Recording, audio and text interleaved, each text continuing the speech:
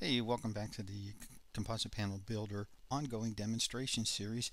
And in this session, we're going to take the draw flat panels that we've created in the last session and stage them with a title block, similar to this over here.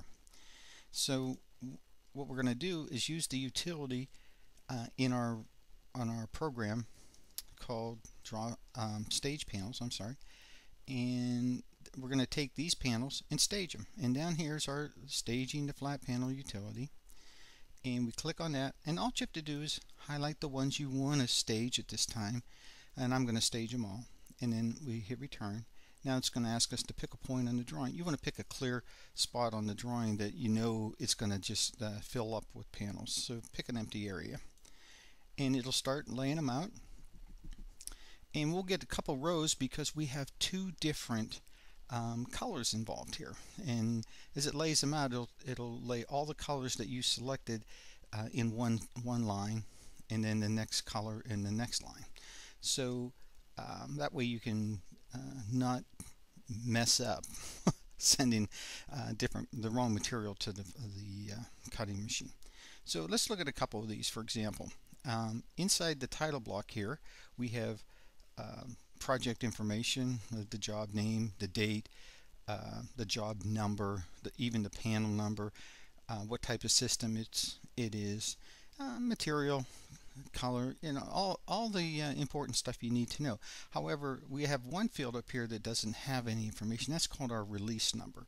So all the panels are built with the same release number, XXX, which kind of like indicates to the people, the designers, that they need to set a release number. If they don't set a release number, the release will be XXX. However, by default, using an XXX, that if I defaulted to 1, then it may get mixed up with ones that you really want to use. So this way it makes you set the release number. So how do we set the release number in all these panels? Well, under the utility here, there's a set release right here. So we come in and we say, oh, we'll start with 1, and we just have to catch all the panels or the title blocks, and it'll walk through each one of them and reevaluate the lengths of the extrusions and make sure that the extrusion table is up to date. Now we'll do that on the second series here. And it's same utility, set release number. This time we'll go with release 2. I don't want them all to go out as 1. It does the same thing, walks right through them. That's how easy it is. Now their panels are actually ready to go out the door, but let's look at a little more detailed information here. One of the options is to actually put in an extrusion counter for the cut list, and this particular client uses a female extrusion around the perimeter, and then clips on the female, whatever clips need to be in the field. So the program will handle that. So that's how easy it is to get the panels from your flat panel design into the border. Now, as you can see, these two are different because the scale factor and the size of the panel shape warranted it to go into a bigger sheet. And the program automatically handles that. So when these get printed out to PDF files and such, they'll automatically be exactly the same text size as the smaller panels. So there's a built-in scaling factor that the program recognizes and adapts every object inside this shape too.